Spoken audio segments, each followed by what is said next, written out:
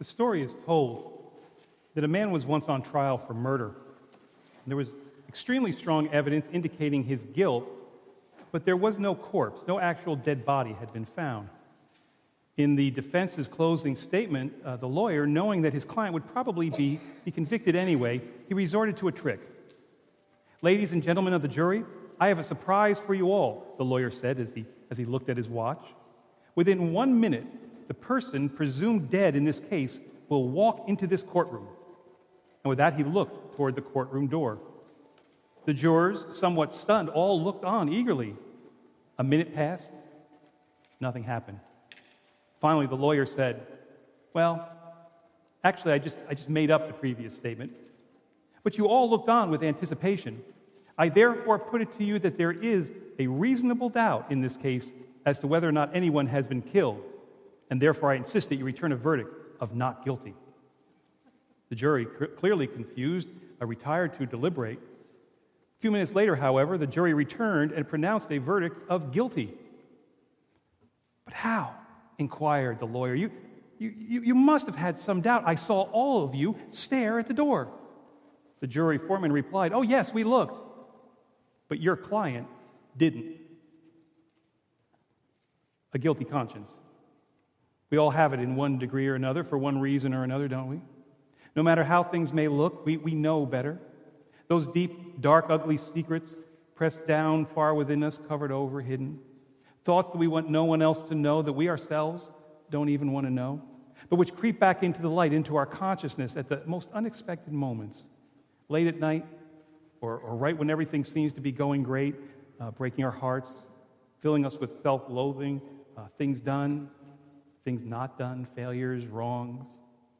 It has been said that the knowledge of one's sin is the beginning of salvation, but it can also be the end of it.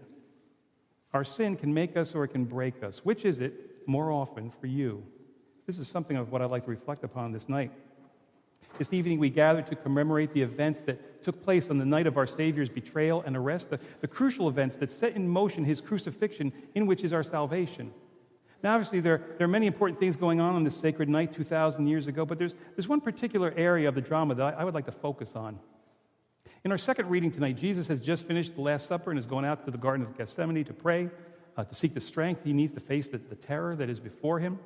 While in prayer, Judas, one of the 12, comes and gives a sign marking Jesus for arrest. The disciples desert Jesus, and he is bound and taken to the Sanhedrin, the religious council, for a mock trial. The verdict determined before it has begun, a death sentence on the charge of blasphemy. In effect, a most ironic twist of justice, Jesus to be executed for the truth, a truth that simply no one wishes to hear. All the pieces for his crucifixion are not just about entirely in place. However, before we get to that, as this drama is unfolding behind closed doors, another drama is playing itself outside, between two of Jesus' disciples, Peter and Judas. And this is what I'd like to look at. Peter and Judas. How's that for an odd couple? One, the very foundation of the church, the rock, the saint. The other, traditional personification of all that is evil, a traitor, Satan's errand boy, if you will. Peter and Judas, an odd couple. Or are they? On this particular night, they seem more alike than dissimilar. Both have just failed Jesus terribly, have denied, betrayed, and abandoned him, and both are deeply aware of their failure, broken, remorseful, and repentant. More alike than dissimilar, yet here the truly make their turn from one another. One will go on to life beyond this night, to return to joy and love, and even greater purpose and meaning. For the other, it will all end here, sadly and tragically. Why? And what does it have to do with what's going on with Jesus at this moment? Well, perhaps it has everything to do with what is going on with Jesus in this moment. Jesus is inside taking on the sin of the whole world to rescue us from it. And outside, sin has reared its ugly head, seeking to consume two lives before Jesus can save them. One will get out alive, and one won't. Why? Well, I'd like to offer a few reflections on this question. 4 thoughts that can mean all the difference between whether the guilt and shame in your life, the sin, consumes and destroys you, or whether Christ rescues you from it to life beyond.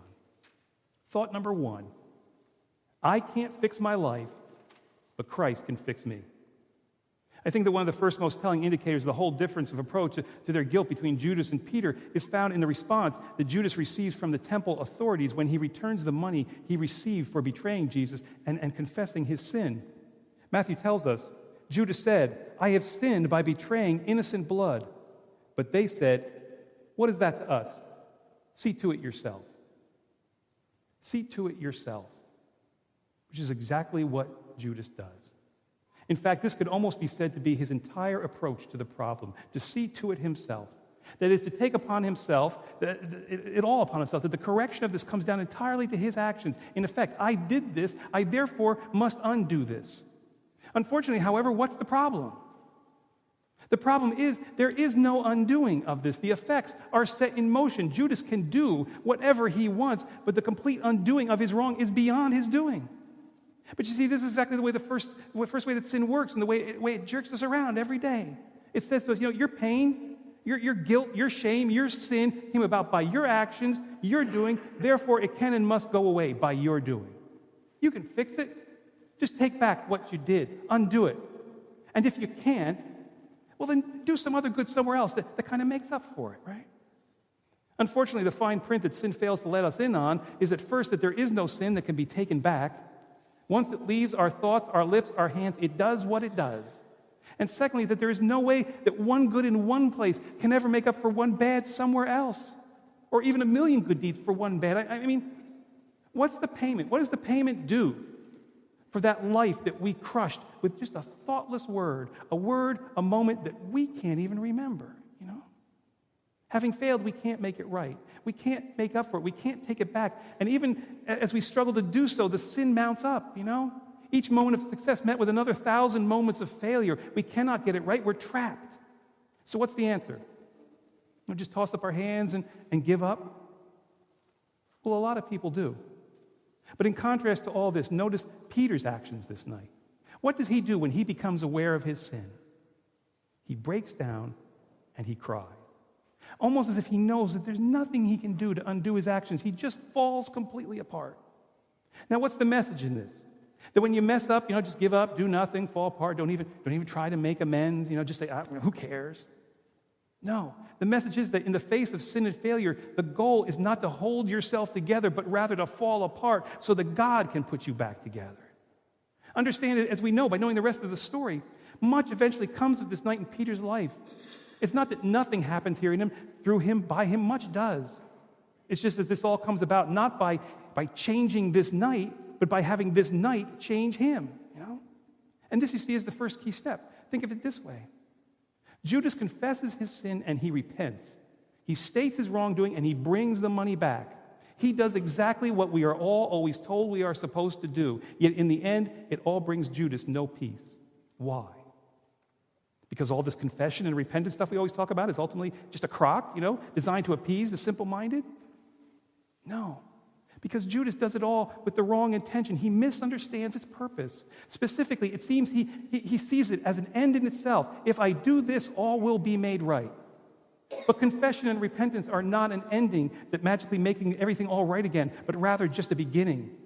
A crucial beginning that demonstrates the absolute necessity of an awareness of one's sickness, a desire for healing, and the receptivity for treatment. An openness to God, that we eventually discover Peter has as he comes to be remade, to live forever forgiven, not perfect. Simply put, life does not come down to our doing.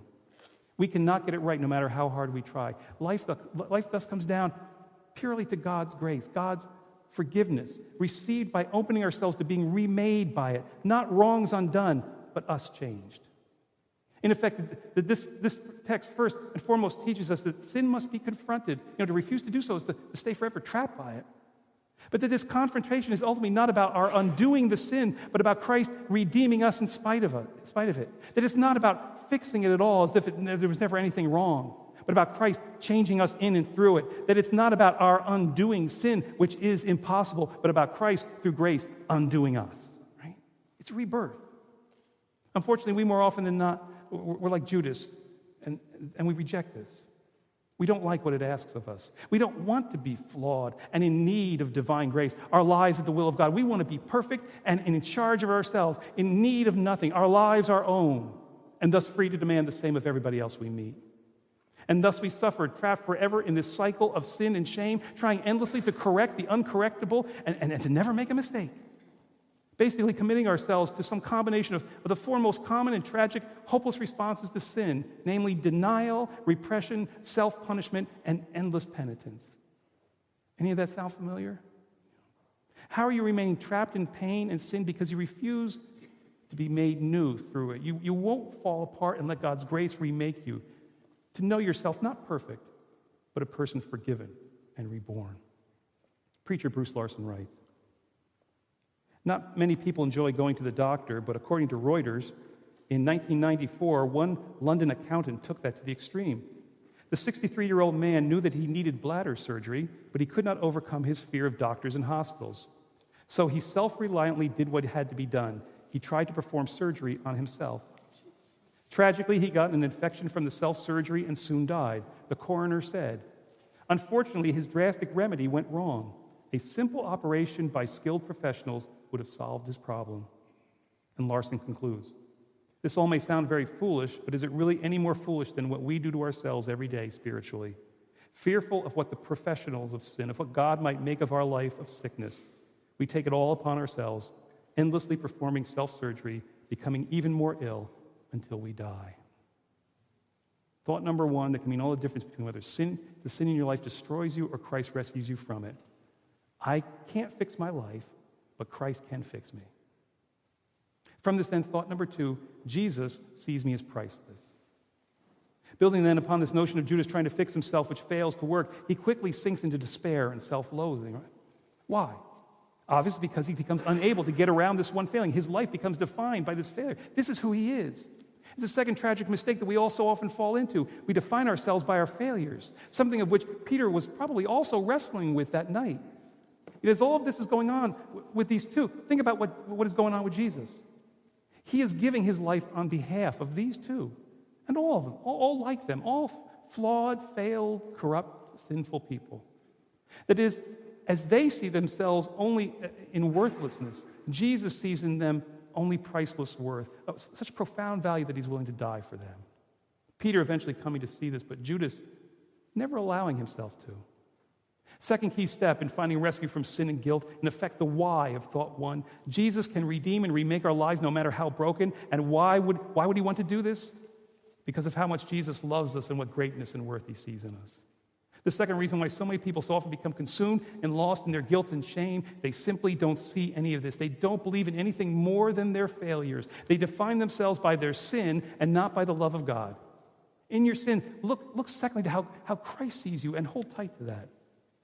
One author writes, It's interesting to me how God looks at people. He does not only see what a person is, he also sees what they can become. He sees not only the actualities, he sees the possibilities. Just think about the motley collection of losers that God did such tremendous things through. Noah was a drunk. Abraham was an old man. Moses was a murderer. David was an adulterer. Jonah had problems with seafood. Jeremiah was a whiner. Martha was a worrywart. Mary was just plain lazy. Peter was a coward. Paul was hateful. Lazarus was dead, right?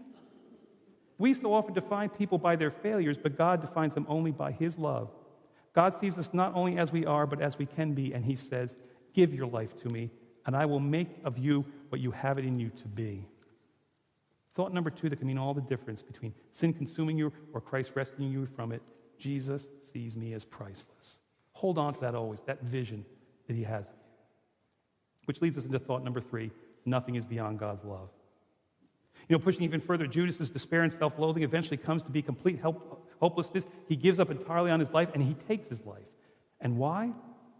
Because it seems the sin that consumes him comes to be seen in his eyes as unforgivable. Too much. It's too great, too deep. It's hopeless. Something, again, which Peter probably was also wrestling with. Can my sin tonight be forgiven? And something which we ourselves often wrestle with, right? Is my sin too much? But once again, as this is going on, consider what Jesus is doing. Jesus is on his way to the cross, right? And as we noted a few weeks back, as he's later nailed to the cross, what does he say of those who are killing him? Father, forgive them, for they know not what they do. Nothing is beyond his forgiveness. Something, once again, that Peter eventually discovers, but Judas never allows himself to. How about us, The third way we so often block ourselves off from the saving work of Christ and commit ourselves to being destroyed by guilt, we determine our sin to be unforgivable, too great, too much, too deep. It's the ultimate act of pride, really. A strange, twisted form of self-esteem in which we compare our scars, try to one-up each other with our failure, right? Even my weakness is worse than anyone else's and greater than the power of God. Maybe because we're afraid of the life God might really call us to if this crutch is taken from us. Maybe because we just simply see ourselves as the center of the universe. But either way, this compounded sin of pride keeping us from confronting it and defeating it. In our guilt and shame, thirdly, to look to and insist that nothing is beyond God's forgiveness. Remember, if I get nothing else across, remember, nothing you can ever possibly do is beyond the power and love of God. Nothing is too great for God. Our problem too often, you see, is simply that so often we have made for ourselves just such a small God. I'm reminded of the old story about the Sunday school teacher who one day asked her class, "Where is God's home?" And the class was silent for a moment, and then one little boy raised his hand. When the teacher asked him where God's home was, the little boy answered confidently, "God's home is in the bathroom at my house." God's home is in the bathroom at your house? Why on earth do you say that? Inquired the shocked teacher. And the young boy replied, "Because every morning my daddy bangs on the bathroom door and shouts, 'My Lord, are you still in there?'" Right?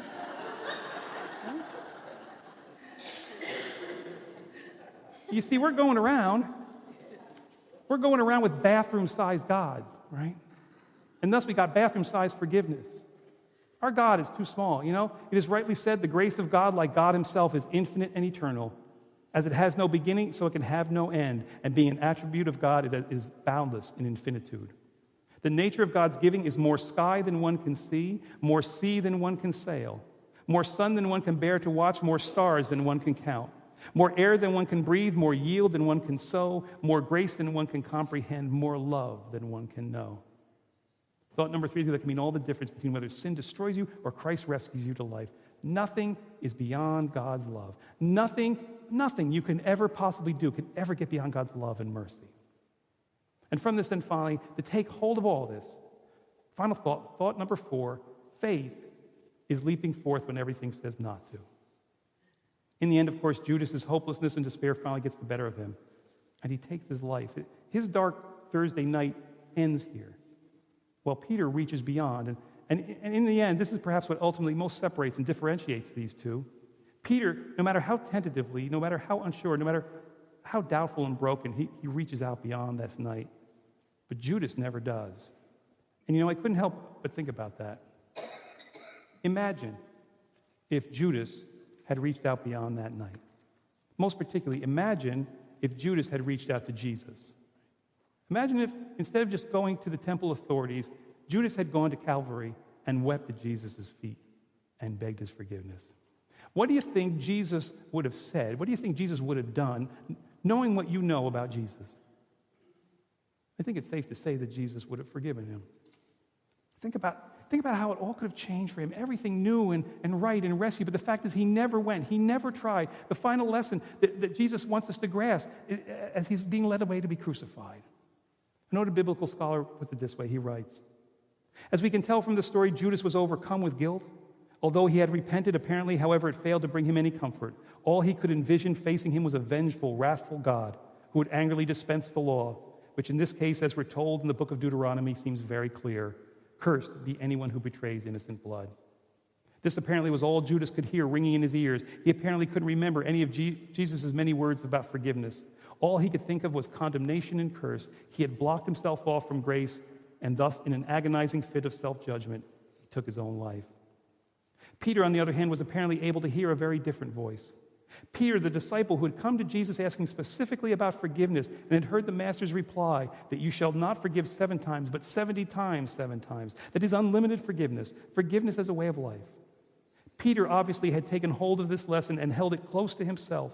So that even on that painful, dark night when he undoubtedly played over and over in his mind his own pathetic denial of his Lord, still he could hold out hope for his future. Peter got the point of it all. He realized that no matter what he had done, no matter how he had failed, no matter how he had fallen, still Christ's love was still there for him. The door to forgiveness always open. Always, as the great parable tells us, the Father's hands held out in joy to welcome home the returning wayward son. In contrast to this, however, Judas stands stigmatized for all time as the betrayer, yet this not as a result of anything he did, nor because he was somehow any worse than any of the rest of us, but simply because of the hardness of his own heart, hardness with which he condemned himself. He never dared to check that back door to grace that God always leaves open for us, even pushes open for us. He never tried to find out if that forgiveness was there for him as well. This is the final step, the final thought. Very simply, Peter reached out beyond that darkest night. Judas never did. Peter reached out for God. Peter reached out in faith, no matter how tentative and unsure. And this is finally what faith is all about, and what it means to be saved by faith in Jesus Christ. Not that we have it all together, that we have perfect confidence, no doubts and no questions, but only that we simply reach forth, that we leap forth another day for the love of God. The final step in finding salvation from the sin that seeks to take it, consume, and destroy us. We are not saved by our deeds, but by God's grace in Jesus Christ, a grace born in the overwhelming love God has for us, a grace greater than any sin, a grace received simply through faith. Even if you're not sure, reach out. Christian author Max Lucado, in his book, When God Whispers Your Name, writes, I stand 6 steps from the bed's edge, my arms extended, hands open. On the bed, Sarah, all 4 years of her, crouches, poised like a playful kitten.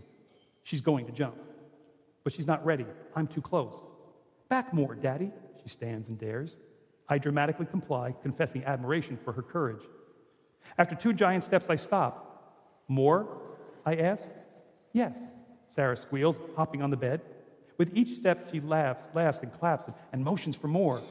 When I am beyond the reach of mortal man, when I am but a tiny figure on the horizon, she stops me. There, Daddy, stop there. Are you sure? I'm sure, she shouts. I extend my arms. Once again, she crouches and then springs. Superman, without a cape. Skydiver, without a chute. Only her heart flies higher than her body. In that airborne instant, her only hope is her Father. If he proves weak, she'll fall. If he proves cruel, she'll crash. If he proves forgetful, she'll tumble to the hard floor. But such fear she does not know. For her Father, she does. She trusts him. 4 years under the same roof have convinced her that he is reliable. He's not superhuman, but he is strong. He is not holy, but he's a good man. He's not brilliant, but he doesn't have to remember to catch his child when she jumps. And so she flies. And so she soars, and so he catches her, and the two rejoice at the wedding of her trust and his faithfulness. I stand a few feet from another bed. This time, no one laughs. The room is solemn. A machine pumps air into a tired body. A monitor metronomes the beats of a weary heart. The woman on the bed is no child. She was once. Decades back, she was, but not now. Like Sarah, she must trust. Only days out of the operating room, she's just been told that she will have to return. Her frail hand squeezes mine, her eyes mist over with fear. Unlike Sarah, she sees no Father, but the Father sees her.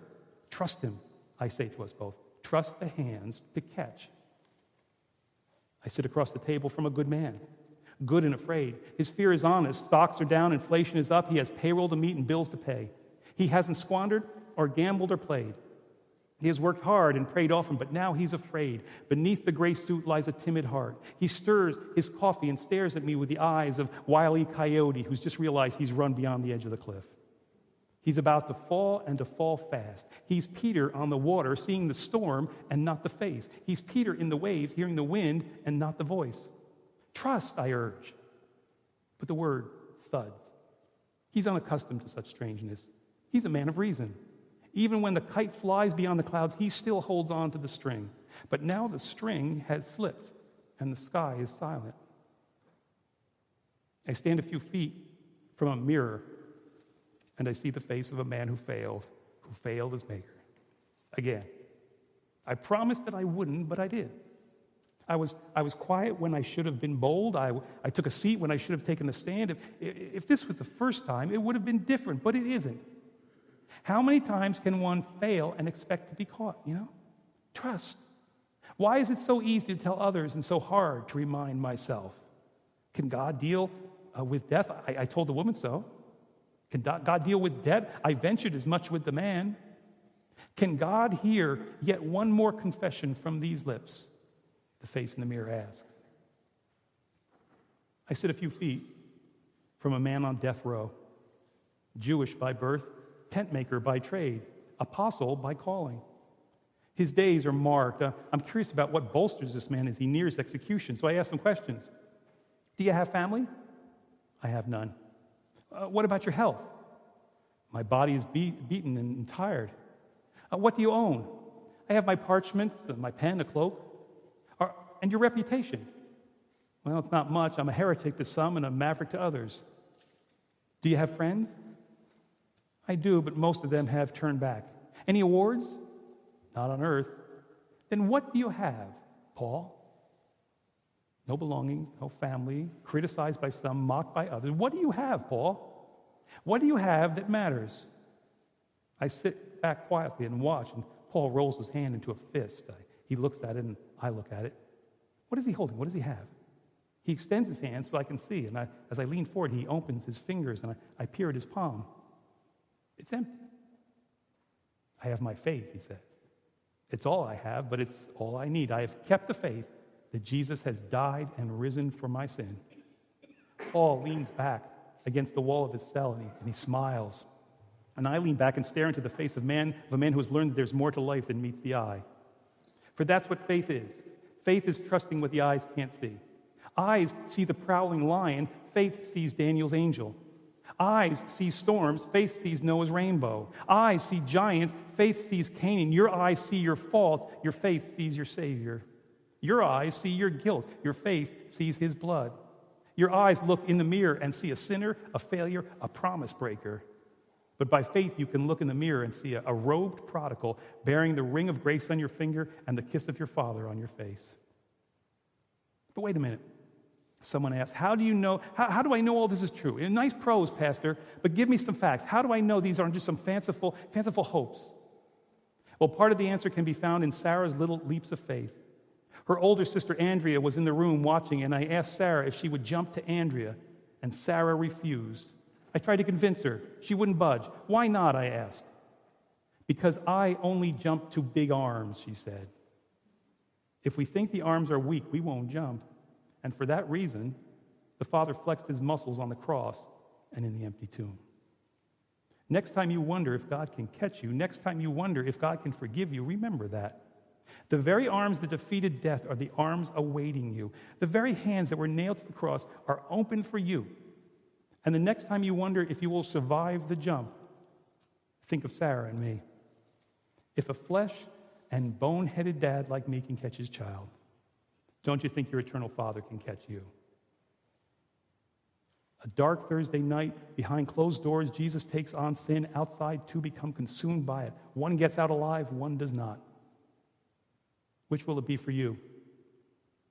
Four thoughts that can mean all the difference between whether the sin in your life consumes and destroys you or whether Christ rescues you from it to life beyond. I can't fix my life, but Christ can fix me.